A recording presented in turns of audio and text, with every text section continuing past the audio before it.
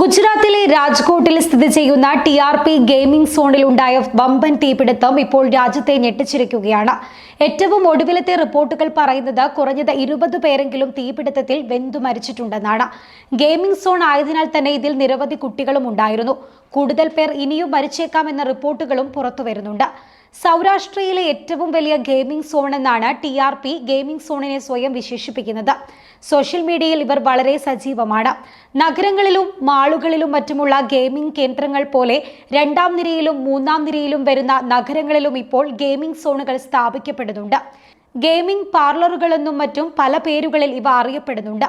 Internet അധിഷ്ഠിത ഗെയിമുകളും table tennis, air hockey തുടങ്ങിയ വളരെ പരിചിതമായ ഗെയിമുകൾ മുതൽ എല്ലാവർക്കും അത്ര പരിചിതമല്ലാത്ത നിരവധി വീഡിയോ ഗെയിമുകളും ഇത്തരം സ്ഥലങ്ങളിൽ ലഭിക്കുന്നുണ്ട്.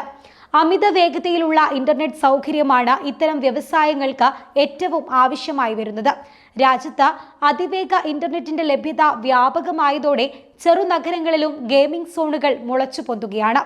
നഗരവൽക്കരണം വ്യാപകമായതും ഗെയിമിംഗ് ബിസിനസ്സിന് വലിയ സാധ്യതയാണ് വളർത്തിയിട്ടുള്ളത്.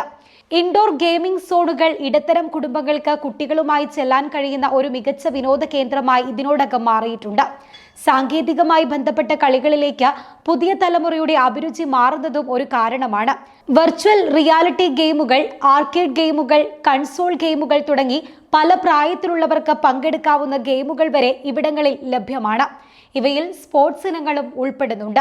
ചെറിയ മോട്ടോർ സൈക്കിൾ റേസുകളും മറ്റും ഇക്കൂട്ടത്തിലുണ്ട്. ഉയർന്ന വിലയുള്ള ഗെയിമിംഗ് കൺസോളുകൾ ഇത്തരം കേന്ദ്രത്തിൽ ഉണ്ടാകും. കൂടാതെ കൂട്ടുകാരുമൊത്ത് കളിക്കാവുന്ന തരം നിരവധി ഗെയിമുകളും ഇവിടങ്ങളിൽ കാണാനാകും. കോവിഡ് കാലത്തിന് ശേഷം ഇത്തരം വെർച്വൽ ഗെയിമിംഗ് പരിപാടികളുടെ പൂക്കാലമാണ് ഇന്ത്യയിൽ. ലോകത്തിലെ തന്നെ ഏറ്റവും വലിയ ഗെയിമിംഗ് മാർക്കറ്റാണ് ഇന്ത്യ നിലവിൽ. ഓൺലൈനായും ഓഫ്ലൈനായും ഗെയിമിംഗ് കേന്ദ്രങ്ങൾ വളരുകയാണ്. ഇവയുടെ സുരക്ഷാപരമായ കാര്യങ്ങളിൽ കൂടുതൽ ശ്രദ്ധ ചെലുത്തേണ്ടതുണ്ടെന്നു കൂടിയാണ് രാജ്കോട്ടിലെ തീപിടുത്തം നൽകുന്ന സന്ദേശം.